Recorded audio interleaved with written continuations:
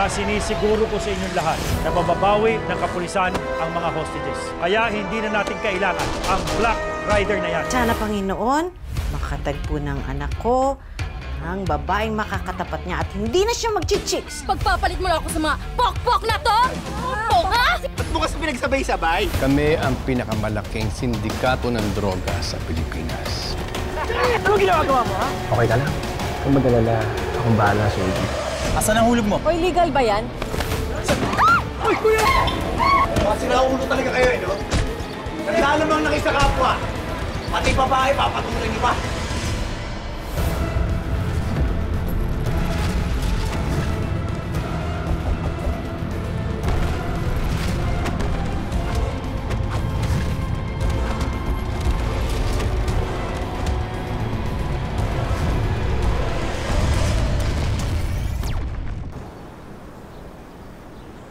O, Elias, ano ba na iisip mo dyan? Okay na, nag-reglo ko na. Wala ka na dapat alalahin, ha? Hindi naman yung kaso iniisip ko eh. Bakit? Ano? Babae na naman. Babae na lang isip mo palagi. Babae ka dyan. O, kung hindi babae ang isip mo, away. Babae, away, gano'n. Tigilan mo na. Brad. Oh. Salamat ah. Lagi mo na ako sinasalo eh. Wala ka namang kasalanan, Elias eh. Alam ko naman, pinagtanggol mo lang si Lolo Sito. Tapos ikaw pa ba? Parang kitang kapatid, di ba? Cebu pa ta, bugoy na ta. Gusto ka ba? Grabe ka bugoy sa Cebu pa. I know, right? Di ba? Pero alam mo, Brad, siguro kung di rin ako minto sa pag-aaral, malamang polis na rin ako katulad nito eh. Eh kaso, alam mo na, hindi kinaya ng budget. Pero masaya pa rin naman ako, Brad, na natupad mo yung pangarap mo. Salamat, salamat. Ako, masaya din ako para sa'yo. Siyempre, gano'n mo talaga magkaibigan eh. Ingat ha. Brad, bati na kami. Helmet kayo palagi ha. Ingat ha. Ano, ha? Sir, isisingalas. Alis ka na, huwag ka na mag-ano dyan. Ikaw talaga. O, sige. Ano itong mga to? Ako bahala, kalaboso yan. Ako bahala. Kalaboso? Oo. Ingat. Sige, Brad. Sige, sige. Ingat ha. Helmet palagi ha.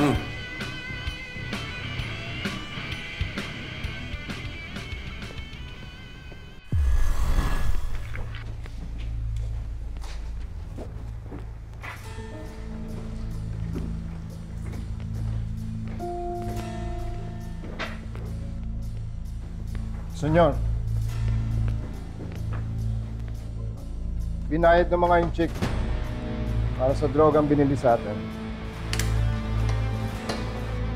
Nga pala, sinama ko na itong 3 pulis na nagtangkang sirain ang operasyon namin. Totoo pala talaga ang tungkol sa sindikato ninyo. Totoo pala may Golden Scorpion! Babayad kayo sa batas! Officer Vasquez, kami ang pinakamalaking sindikato ng droga sa Pilipinas. Malawak ang koneksyon namin mula sa mga politiko hanggang sa mga pulis na katulad ninyo. At sa kataas-taasan pa. Kaya nga kayo nilalaglag ng mga amo. Sa tingin mo ba, isang katulad mo lang ang magbabago? Patoy! Mga hayop kaya! Papa!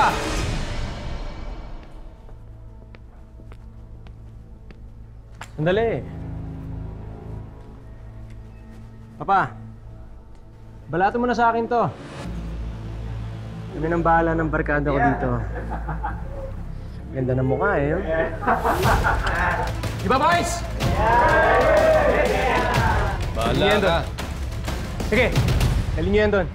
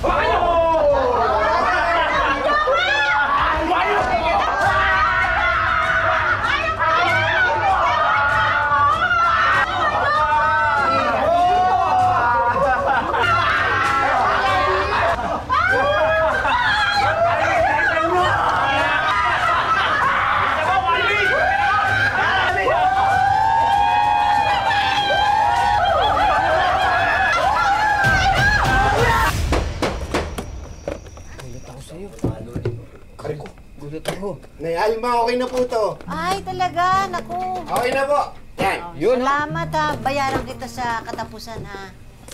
Nay Alma naman, oh. Para kayong iba sa amin ni Elias, eh. Huwag na po. Kahit merienda na lang po. Ay, oo naman. Sige, sige. Merienda ka pa. Merienda pa. Gusto talaga niya. Naku, kung sana itong si Elias, ginugugol sana yung oras niya sa pag-aaral ng pagkukumpuni kaysa sa pagbabasag ulo, hindi mangyayari ito. Nay, nagrabyado si Lolosito. Malamang ho, tutulungan ko yun. Lolo, sito ka dyan. Uy, doon ka na kaya nakapokus kanina sa babaeng maganda na tinulungan mo. Babae? Magandang babae? Nako, Nay Alma, hindi lang maganda, sexy pa, pang Miss Universe pa. Oo. Uy, oh.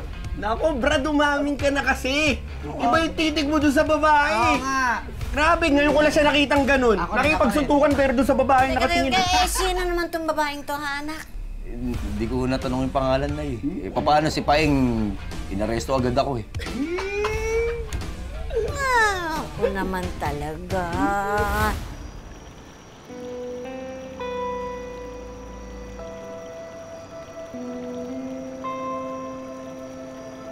Pero, tingnan mo, iba ang ngiti mo dyan. Nagbublo!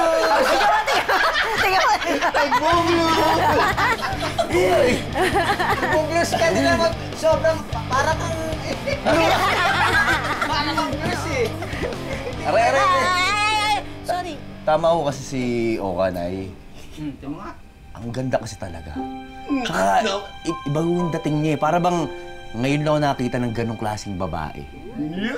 Pero syempre, ikaw pa rin naman maganda. Are.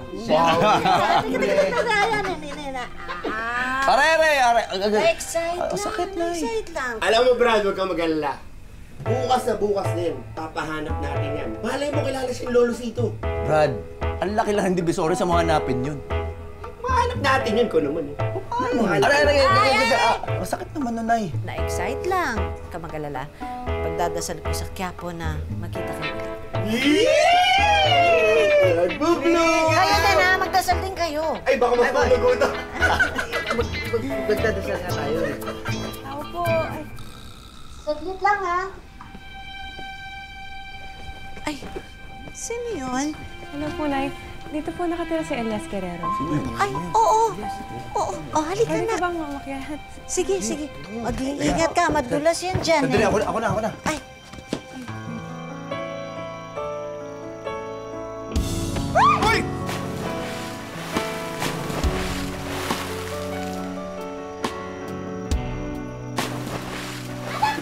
Brother! Brad!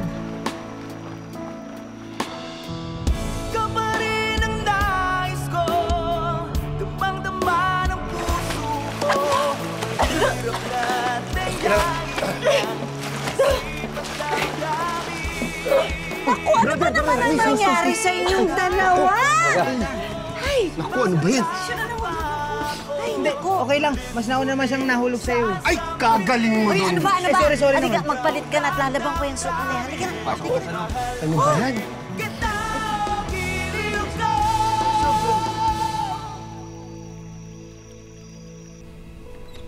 Oh, Ay, nice. Salamat po sa okay damit. ka lang. Nay. Oo. Hiram niyo? Patutuyuin ko na lang muna yung damit mo, ha? Po, salamat po.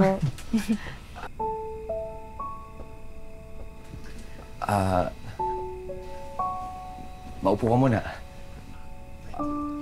Nauuho ka ba? Baka nagugutom ka, pwede kitang pagluto. Naku, magaling magluto yan. Masarap magluto to. Oo, sobra. Hindi, anong mapagdilingkod ko sa'yo? Ay, naku, magaling maglingkod yan. Hindi pa niya kakawat, parang captain sa maglilingkod sa bahay. Napaka-formal mo naman. Nako, maporma talaga yan. Hindi ba? Hindi, sa totoo lang, hindi ko kasi alam kung anong sasabihin ko sa'yo eh. Ikaw kasi, binigla mo kami. Kailangan dumating dito ng walang pasabi. Pinuntahan talaga kita kasi gusto ko magpasalamat sa'yo.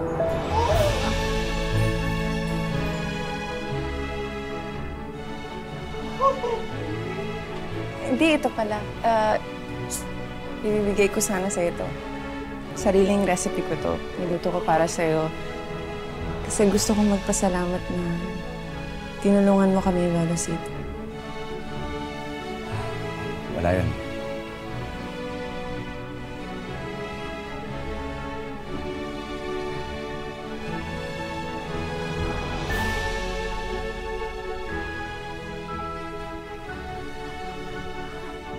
Ginawa ko lang naman kung ano yung alam kong tama eh. Yun nga eh. Lahat naman siguro na nandun, alam kung ano yung tamang gawin. Pero ikaw lang yung may ginawa para tulungan kami. Salamat.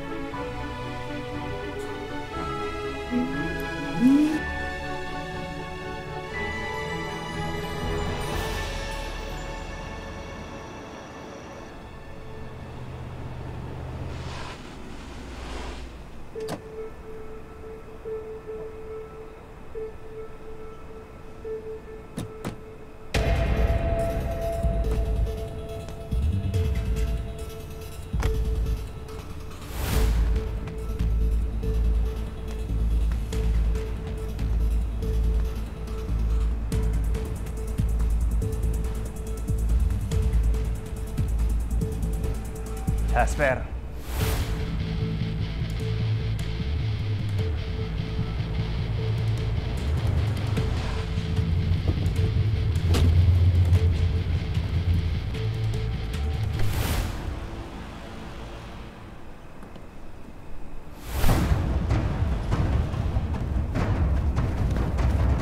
Alvin. Oh. Malamig ng ulo. Bossing Calvin, salamat sa pag-areglo niyo ng kaso namin. Dahil sa katangahan nyo, muntik nang sumabit yung asawa ni Mayor. Bossing, hindi na mauulit yon.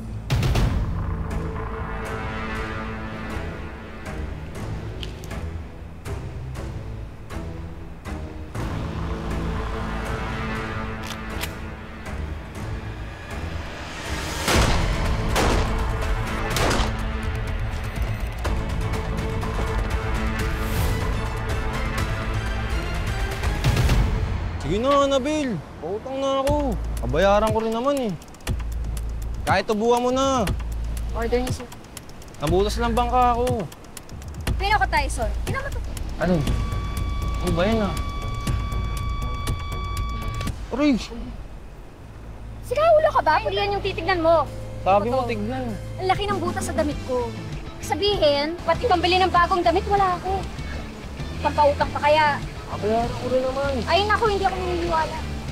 Alam mo, Tyson, bakit di ka kaya mo biyahero driver? Oo nga. Pwede. Oo. Ba't hindi mo ibenta yung bangka mo tapos ipangdal mo sa motor? Kahit second hand lang. Alam mo, Tol, ganito yan. Sa una, medyo hindi na araw maala. Tulad ngayon, konti lang yung pasahero. Pero mas okay ito kaysa pagbabangka mo. Sabagay. Tama kayo dyan. Pwede ko magamit yung ganda lalaki ko para makakuha ng pasahero ko. Ay, diba? Yan ang gusto ko sa'yo. I love your coffee. Ganun lang. Mahal, I brought lunch. Thank you. Come in.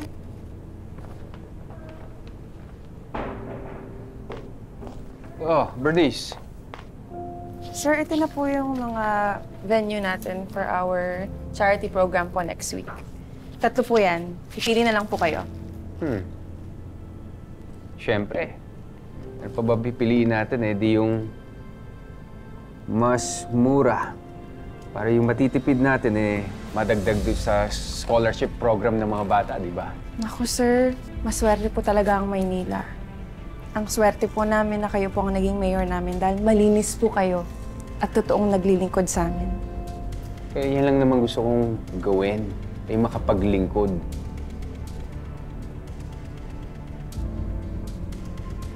Sige na, sige na. Sige din po. Ito po ang pinili niyo. Dagdag si scholarship pa ng mga bata. Remember that.